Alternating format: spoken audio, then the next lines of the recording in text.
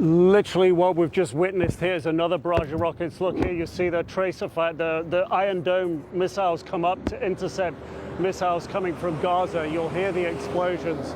There's Iron Dome being fired up all around us right now. It's illuminating the sky here.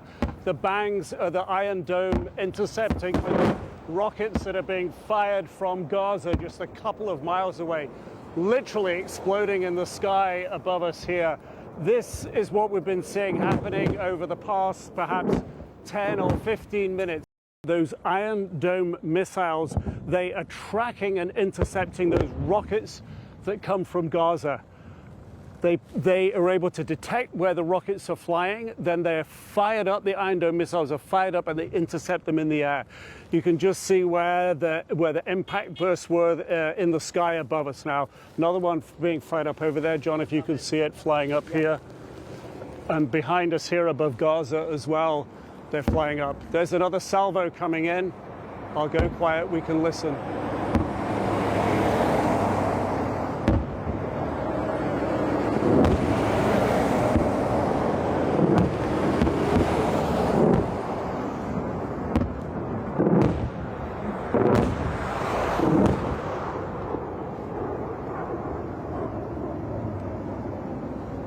That's Israel's Iron Dome defensive system working to protect the people of Israel this evening.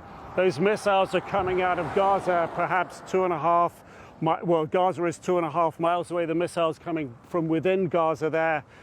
For the citizens, the Israeli civilians who live in the towns, Sakim, Ashkelon, Ashdod, who live along the coastline here, these Iron Dome rockets are protecting them and their families. When we talk about the Palestinian territories, we're generally talking about the West Bank and Gaza.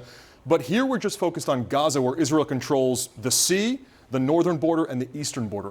How could this have happened to catch Israel so off guard? Yeah, that's a really great question, Oren, because what you're looking at here is this really small area of territory. It's so densely populated, as you mentioned earlier. But the fact of the matter is that the Palestinians, the Hamas guerrillas, were really looking at how to circumvent Israeli intelligence. They knew that they had to get off the phones. They knew they had to, in essence, use couriers and other more primitive means to communicate with each other. And when they did that, they were able to, it looks like, prevent the Israelis from really learning what they were up to. And that, I think, gave them the element of surprise in this case. You say primitive means, and yet Israel is known for its ability, frankly, its spying technology, whether that's from the air or signals interception.